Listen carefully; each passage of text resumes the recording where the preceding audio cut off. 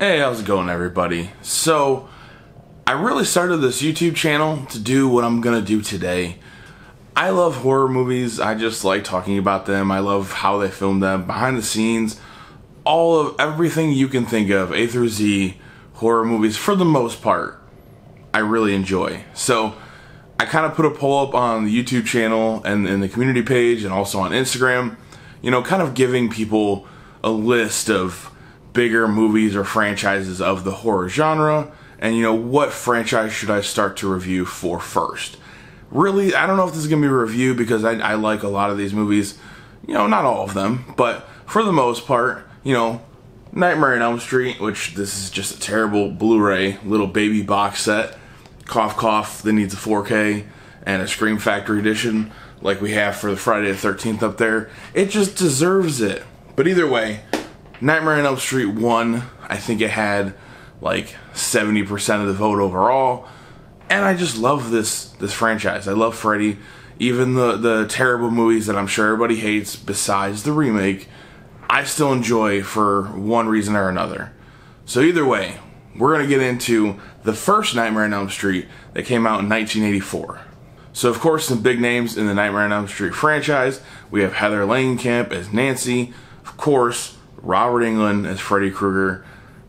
He cannot be recast. Literally, Robert Englund is just Freddy Krueger. Of course, we have Johnny Depp making his first film debut, which is crazy. Basically, Wes Craven was kind of, you know, looking over his prospects, who he wanted to play who, and he asked his daughter, actually, who should play this character. And of course, Johnny Depp being, you know, like the high school crush for everybody, of course, she said, just get Johnny Depp. So of course, he got Johnny Depp. I'm sure a lot of people already know this, but technically, Nightmare on Elm Street was based off of true events. Yes, of course, it's not, you know, a child predator gets burned, blah, blah, blah, blah, but there was some immigrants back in the day that actually came to the U.S., and they ended up dying in their sleep because, I guess not really because, but they had nightmares, like crazy nightmares, and they ended up dying in their sleep. So that's kind of where Wes Craven pulled this story from. Crazy thing is, this movie was actually shot in 32 days. Now, that seems like absolutely nothing. You have movies and TV shows and stuff that are shooting in, you know, 10, 12 months, taking a year just to get to the editing phase.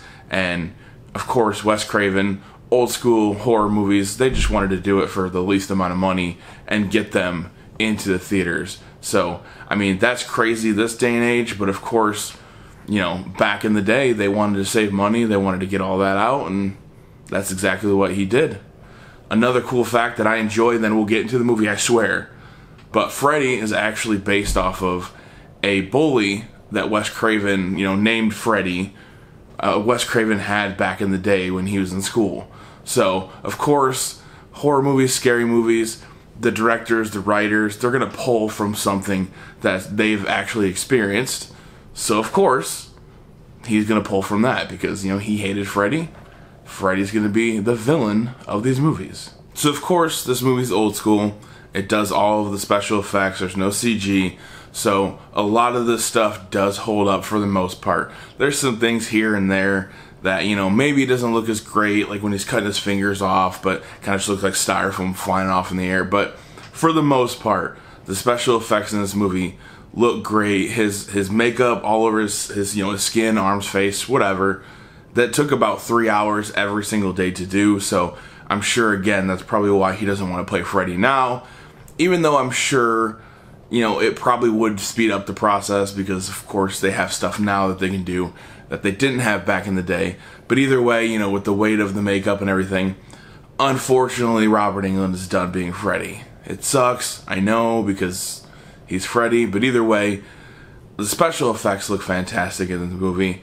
So, I mean, if you're just now watching it and you've never seen it before, I mean, first off, watch it. I don't know what you're doing. But either way, I think Nancy is one of the best final girls ever. I know Sydney from Scream probably rivals her. Of course, another Wes Craven, you know, directed, written, and all of that. So, I mean, Wes Craven either way just wins. But Nancy, at the end of this movie, I mean, she basically just Home Alones her house to trap and kill Freddy. So, I mean, come on, guys. You have Nancy, you have a good horror movie, and then you have Kevin from Home Alone. Come on. This movie does not go without its cliches. Yes, it's a horror movie in the 80s, and it, kind of came after, the likes of like Halloween and stuff like that kind of helped push this along and gave it a bigger audience than it might not have had, unfortunately. But it's nice that it kind of comes off the shoulders of that. This really, it's its own thing. Freddy, I mean, you have Jason, you have Michael, they're all quiet. They're all just random slashers or killers. Freddy, on the other hand, jokes around, plays with, the victims and stuff, people that he's gonna kill. He really is his own character. You can have, and I hate to say it, but, Michael and Jason, you can have really anybody that's big and brooding. Yes, some people have different characteristics, like Kane Hodder's basically everybody's favorite for the most part, but either way, you can put a mask on somebody that's big and brooding. For the most part, they're going to get the job done. But you can't have the charisma, the catchy one-liners that he gets later on. You can't have that without Robert Englund. So that's what kind of makes this so amazing in my eyes, because he's not just a run-of-the-mill, your slasher and that's it. He's actually got personality. He can, joke around. He knows kind of what hits his victims the hardest before he actually kills them. Of course, there are things still that kind of don't hold up too much. Like I said, the fingers getting cut off, it just looks kind of like pieces of styrofoam getting popped off, which, I mean, maybe that's how they did it. Maybe they just did like pieces of whatever. I mean, either way, it kind of looks weird. The other thing, which I'll show a clip here, I think it's funny. It's one of the first girls that ends up getting killed in this movie, and just the way she runs. I know a lot of the cliche and like just old school horror movies, they run and they look back and it doesn't even look like they're running, and how do these killers catch up to them? And it's just really funny. I'll show the clip here. But like, it almost looks like she's running in slow motion, and then like, like looking back, freaking out, looking back, freaking out. Like, I don't know. It was just weird to me. It kind of made me giggle a little bit. Of course, this is, again, the debut of Johnny Depp in any film. But the way he ends up dying is the way they did it, the way they filmed it. Basically, I'll show a clip of it up here, but, of course, if anybody knows, I feel like a lot of people know, if you're watching this video and you like horror movies, you know what happens. Of course, he gets pulled through the bed, and the bed kind of opens up, and just blood starts pouring out.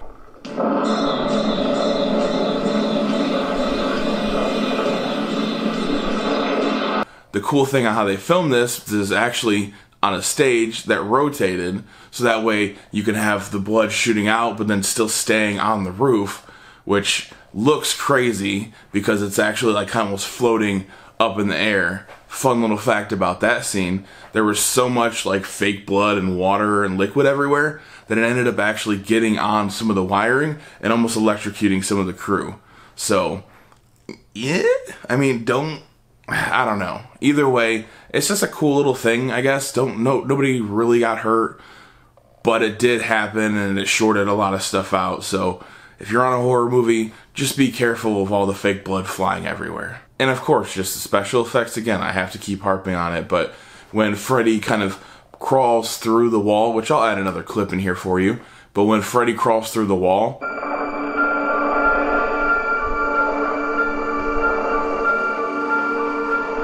they actually cut out a piece of the wall, put like spandex on it, and the guy that actually created that, he's almost basically a stunt double, and he kind of works as a crew member. But basically, that's not Robert Englund pushing through the wall. That's actually him, and he was able to wear Freddy's gloves. So he was one of the few people in this movie, not Robert Englund, to be able to do that. So when you see that, that's actually him pushing through. It's not Robert Englund, which would make sense, because why would you want somebody that you're paying a whole bunch of money to do that when you just get some random guy in the background to do it? And then, of course, same thing with the bath scene. Again, I'll kind of post it here or there somewhere while I'm talking about it.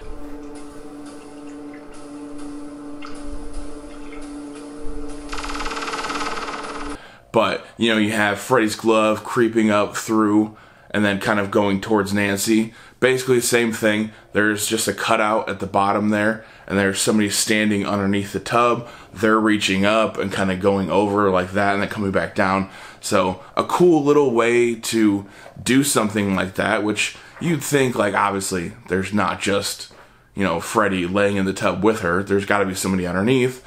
But it's just a cool special effect that goes a long way at kind of terrifying you. And then, of course, you know, he, you know, tries to pull her down and do all that jazz. But either way, the special effects, the way they film this, I just love Wes Craven and how he does things. He's a mastermind at how he does things, how he sets things up. You don't know if people are sleeping. You don't know if people are dreaming, if they're awake, who they're talking to, if they're talking to Freddy Krueger, if they're talking to their mom over here. It's just a cool, small, like, little details that he throws into this movie. The one big harp on this movie that I feel like everybody has, and even Wes Craven hates it, is the studio. They basically wanted to kind of keep Freddy alive just in case. So they wanted to add this at the end of the movie. I feel like everybody knows what I'm talking about. But the weird inflatable mom being pulled through the door, or through the door window actually, it's just, it looks terrible. It doesn't look great. Wes Craven hated it. He hates that he had to add it in the end of the movie. But, you know, of course, studios want to keep, you know, franchises alive, or a possible franchise alive, so he had him throw that in there. It's just not, it's not good. I mean, there's no way around it. It looks bad. It literally, like, it cuts to this, like, air paper mache dummy looking thing. Doesn't look like the mom. It just gets yanked real quick. So with that being said, before I get into a final overall of this movie, if you could like, subscribe, hit the bell notification. Let me know down in the comment section below. Do you like Nightmare on Elm Street? Do you like Freddy? Do you like him more than Michael Myers and Jason Voorhees and Chucky? And Ghostface even? Because I know there's a lot of people out there that love Freddy, but they also love Jason. So let me know. Do you like the movie? Do you like the franchise? You know, just let me know anything down in the comment section below about Freddy. I mean, if you have fun facts that I don't know about, put them down there. But either way, overall, I absolutely love this movie. Like I said in the beginning, I love the franchise. Even the terrible movies like Freddy's Dead with Tom Arnold and Roseanne, I still find enjoyment. They're bad, don't get me wrong. There's a lot of not great things, but I just love Freddy Krueger so much that, like, yeah, I mean, it doesn't really bother me. It's just fun. You know, it's enjoyable. So either way, watch this movie if you haven't. Rewatch this movie because I know you probably already have. And then let me know what you think of the movie down in the comment section below. And then you will see me pretty soon, Freddy's Revenge. But we will see you guys in another video.